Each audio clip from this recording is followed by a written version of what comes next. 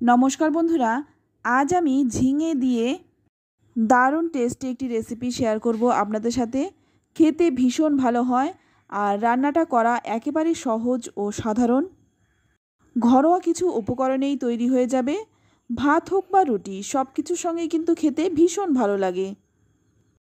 তো এখানে আমি ঝিঙে নিয়েছি আর ঝিঙেগুলো কিন্তু অনেকটাই বড় বড় ঝিঙে, তাই আমি প্রথমেই মাঝখান থেকে টুকরো টুকরো করে কেটে ছোট করে নিচ্ছি।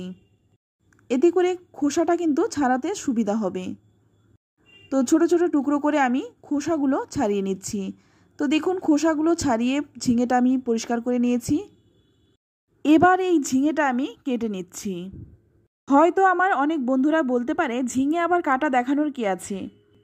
তো আমি কিভাবে কেটেছি সেটাই শুধু দেখাচ্ছি। তো আমি গোল গোল করে ঝিঙেটা কেটে নিচ্ছি। আপনারা কিন্তু আপনাদের পছন্দ অনুযায়ী ঝিঙেটা কেটে নিতে পারেন, তবে যেভাবেই কাটেন না কেন একই রকমভাবে কেটে নেবেন।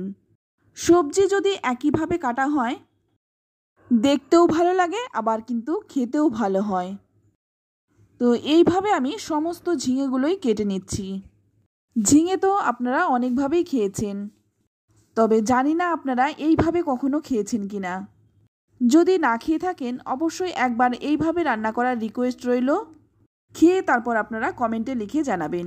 তো সমস্ত ঝিঙেগুলো আমি কেটে নিয়েছি। এবার রান্নাটা করার জন্য প্রথমে কড়াই গরম করে নিয়ে এখানে দিয়ে দিলাম 1 চামচ গোটা জিরে। গোটা জিরেটা শুকনো খোলায় একটু ভেজে নেব। তো জিরেটা ভেজে তুলে নিলাম। এবার ওই কড়াইয়ের মধ্যেই দিয়ে দিলাম 2 চামচ সর্ষের তেল। ফোড়নে দিয়ে দিচ্ছি গোটা জিরে আর রাঁধুনিটাকে আমি মিশিয়ে তারপর দিয়েছি। 2টো শুকনো লঙ্কা দিলাম। ফোড়নটাকে একটু ভেজে নিয়ে তারপর এর মধ্যে দিয়ে দেব কেটে রাখা ঝিঙেগুলো। আমি কিন্তু রান্নাটাতে পেঁয়াজ দেইনি, আপনারা চাইলে কিন্তু ফোড়নে একটু পেঁয়াজ ভেজেও দিতে পারেন।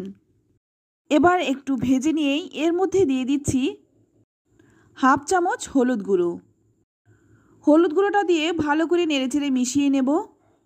এখনও কিন্তু রান্নাতে আমি লবণ দেইনি, লবণটা একটু পরে দেব।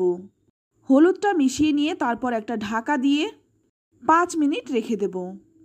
এবার এখানে দেখুন, আমি কয়েকটা চিংড়ি মাছ নিয়েছি।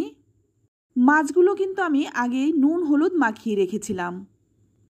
এবার এই কাঁচা চিংড়ি মাছটাকে ভালো করে বেটে নেব, তবে খুব বেশি মিহি করে বাটার প্রয়োজন নেই। এইভাবে আমি একটু বেটে নিলাম। ঝিঙে চিংড়ি তো আপনারা অনেকভাবেই খেয়েছেন, একবার এইভাবে রান্নাটা করে দেখুন। তো বেটে তুলে নিলাম। এদিকে দেখুন, ঢাকনাটা খুলে নিচ্ছি। ঝিঙে কিন্তু এমনিতেই নরম সবজি, খুব তাড়াতাড়ি কিন্তু নরম হয়ে যায়। এবার দেখুন, এর মধ্যে আমি বেটে রাখা চিংড়িটা দিয়ে দিলাম। এবার এই চিংড়ি মাছটা দিয়ে ভালো করে নেড়েচেড়ে ঝিঙের সাথে মিশিয়ে নেব। ঘরে যদি অল্প চিংড়ি থাকে এইভাবে রান্নাটা করুন। এই অল্প চিংড়িতেই পরিবারের সকলেই কিন্তু তৃপ্তি করে খাবে। চিংড়িটা দিয়েও কিন্তু 3-4 মিনিট ভেজে নেব। তো এবার দেখুন, এর মধ্যে দিয়ে দিচ্ছি 2টো চেরা কাঁচা লঙ্কা। ঝালটা নিজেদের স্বাদ অনুযায়ী দেবেন। এইবার এর মধ্যে দিয়ে দেব স্বাদ মতো লবণ। এই লবণ দেওয়ার সঙ্গে সঙ্গে কিন্তু ঝিঙেটা একদম নরম হয়ে যাবে। এবার লবণ দিয়েও কিন্তু আবারও কিছুক্ষণ ভেজে নেব। এবার এটা ভাজতে ভাজতে এখানে যে ভেজে রেখেছিলাম জিরেটা, সেই জিরেটা আমি বেটে নেব। সঙ্গে আমি 1 ইঞ্চির মতো আদা নিয়ে নিলাম, আর আদাটাকে একটু গ্রেট করে দেব। এতে করে কিন্তু বাটাটাও তাড়াতাড়ি হবে।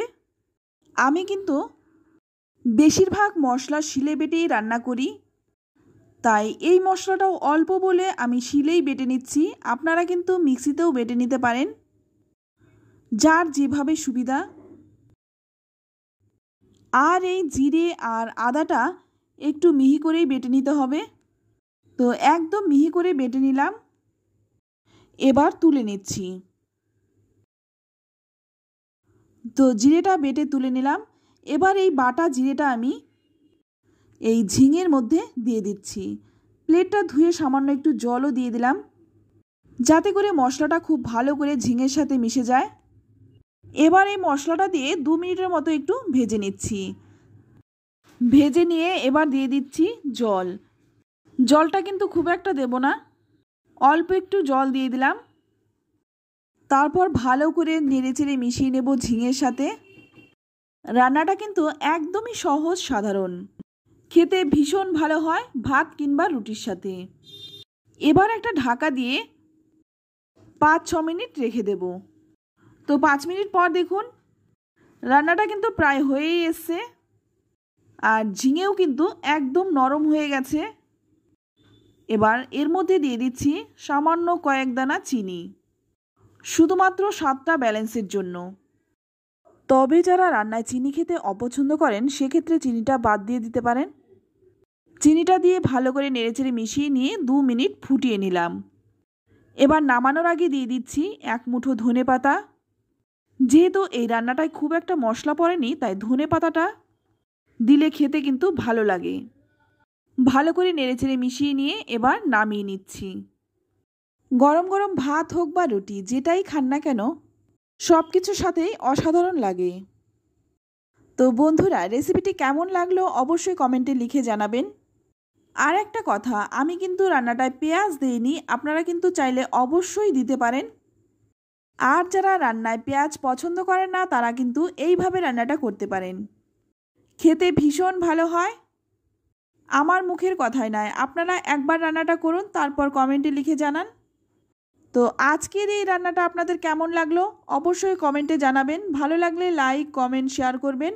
আর আপনি যদি আমার চ্যানেলে নতুন বন্ধু হয়ে থাকেন চ্যানেলটা সাবস্ক্রাইব করে আমার পাশে থাকার অনুরোধ রইল। আজ এই পর্যন্ত, আবারও নিয়ে আসবো অন্য কোনো নতুন রেসিপি। সকলেই ভালো থাকবেন, সুস্থ থাকবেন। ধন্যবাদ।